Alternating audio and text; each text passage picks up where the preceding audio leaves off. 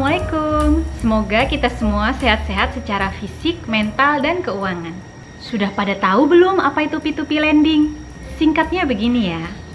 P2P atau peer-to-peer lending adalah layanan jasa yang mempertemukan pemberi pinjaman dan penerima pinjaman untuk melakukan perjanjian pinjam-meminjam secara elektronik dengan menggunakan platform teknologi informasi. Untuk lebih jelasnya, bisa lihat di grafik ini ya. Pemberi pinjaman atau lender memilih pihak pemberi pinjaman atau borrower melalui platform. Lender menyalurkan dana melalui bank yang ditunjuk. Setelah lender dan borrower menandatangani perjanjian secara elektronik melalui platform, kemudian platform memberikan otorisasi untuk bank menyalurkan dana lender kepada borrower. Setelah masa pinjaman selesai, maka borrower mengembalikan nilai pokok yang dipinjam beserta imbal hasil melalui bank. Jenis pinjamannya apa aja sih? Ada yang produktif untuk kegiatan usaha, seperti misalnya nih, invoice financing. Invoice financing ini adalah pinjaman yang dijamin dengan invoice dari payer atau perusahaan yang akan membayar kepada borrower. Jadi nanti kalau invoice-nya sudah cair, sudah dibayarkan oleh payer, kita akan menerima hasilnya berupa nilai pokok dan imbal hasil dari borrower. Kedua adalah working capital atau buyer financing. Pinjaman untuk modal usaha atau membeli barang-barang persediaan. Jadi ini untuk operasional usaha ya. Ketiga, account payable financing. Pinjaman ini digunakan untuk membiayai hutang ya, jadi untuk membayar hutang-hutang. Keempat, kredit mikro. Kredit mikro ini adalah pinjaman khusus untuk usaha-usaha yang masih berskala mikro. Ada juga yang sifatnya konsumtif loh. Contoh pinjaman konsumtif seperti misalnya dana tunai, cicilan tanpa kartu kredit, dan pendidikan. Durasi peminjaman biasanya antara 1 sampai dengan 3 bulan lamanya. Dan imbal hasil atau bunga yang kita akan terima range-nya cukup panjang, antara 12 sampai 20%. Lumayan kan? Dan jumlah maksimal total pembayaran untuk satu borrower adalah sebesar 2 miliar rupiah. Perjanjian peminjaman di P2P lending ada juga yang syariah loh buat teman-teman yang nggak bisa bertransaksi secara konvensional.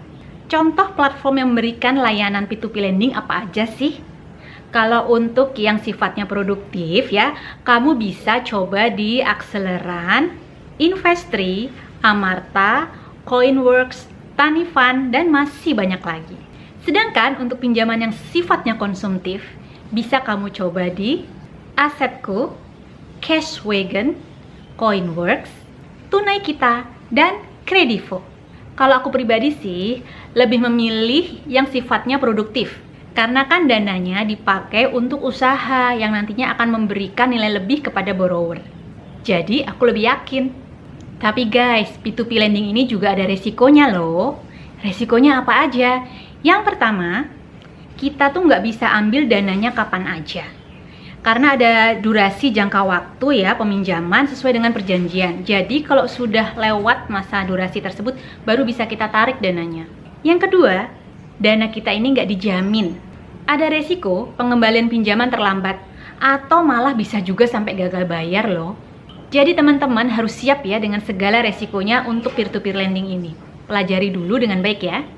P2P lending cocok buat teman-teman yang profil resikonya moderate to agresif, yang berani kehilangan dana yang dipinjamkan, dan yang ingin punya penghasilan tambahan dalam waktu jangka pendek. So, kalau teman-teman di sini mau investasi jangka panjang, jangan di P2P lending ya, yang lain aja. Nah, kalau teman-teman di sini ada yang berencana pengen jadi borrower, ada yang harus diperhatikan juga loh, ada resikonya ya. Yang pertama, positifnya nih, pengajuan pinjaman sangat mudah dan cepat, tidak membutuhkan jaminan. Tapi minusnya adalah bunga pinjamannya sangat tinggi dan kamu akan dikenakan denda bila terlambat mengembalikan pinjaman. Jadi harus tepat waktu ya, kalau enggak nanti kamu harus bayar dendanya, lumayan tuh. Yang paling penting nih buat teman-teman baik lender maupun borrower ya, harus memastikan bahwa platform itu sudah memiliki izin dan terdaftar di OJK. Terdaftarnya sebagai apa? Sebagai layanan jasa peer-to-peer lending, bukan yang lain, jadi harus dicek ya. Daftar platform yang sudah terdaftar di OJK bisa kamu lihat di websitenya ya. Aku tulis di kolom deskripsi. Karena resikonya sangat tinggi nih guys ya, sebelum kamu meminjamkan dana di platform P2P lending, pastikan dulu kamu punya dana darurat yang cukup. Dan hanya gunakan uang dingin ya, yaitu uang yang nganggur yang enggak akan digunakan dalam waktu dekat. Jadi kalau dana itu lenyap, kehidupan kamu secara keseluruhan tidak terlalu terpengaruh. So, siapin uang dingin ya. Oke, udah paham ya apa itu P2P lending? 3 minggu lagi aku bakal ajak teman-teman untuk review satu platform P2P lending yang beberapa bulan ini aku pakai. Bisa mulai dengan 1 juta aja loh. Ini bukan endorse ya, bener-bener murni pengalaman aku menggunakan platform ini. So far sih puas banget.